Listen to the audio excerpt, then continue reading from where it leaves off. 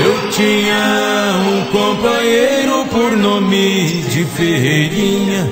Nós lidava com boiada desde nós dois rapazinhos. Fomos buscar um boi bravo no campo do Espraiatim. Era 28 quilômetros da cidade de Pardim.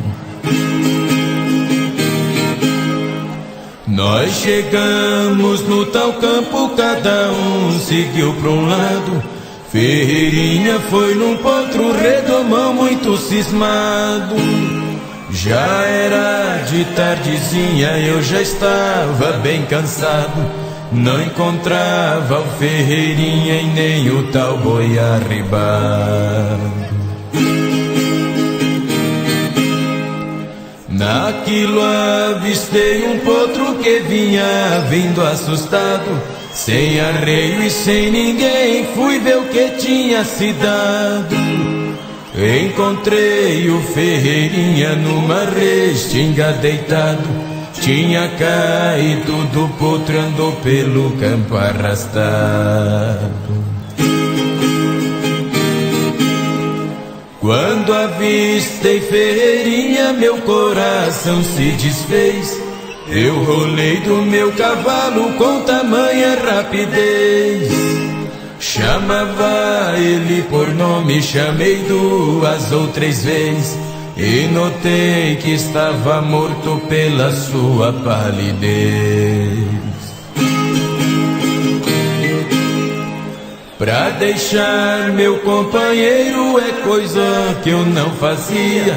Deixar naquele deserto alguma onça comia.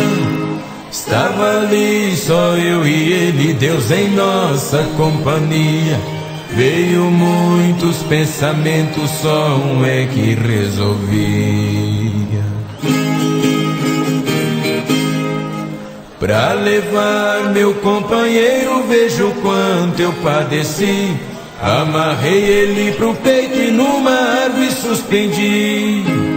Cheguei meu cavalo embaixo e na garupa desci. E com capoto cabresto eu amarrei ele em mim. Saí pra aquelas estradas tão triste, tão amolado. Era um frio do mês de junho, seu corpo estava gelado. Já era uma meia-noite quando eu cheguei no povoado. Deixei na porta da igreja e fui chamar o delegado. A morte desse rapaz, mais do que eu, ninguém sentiu. Deixei de lidar com gado, minha inclinação sumiu. Quando eu lembro essa passagem, franqueza me dá arrepio.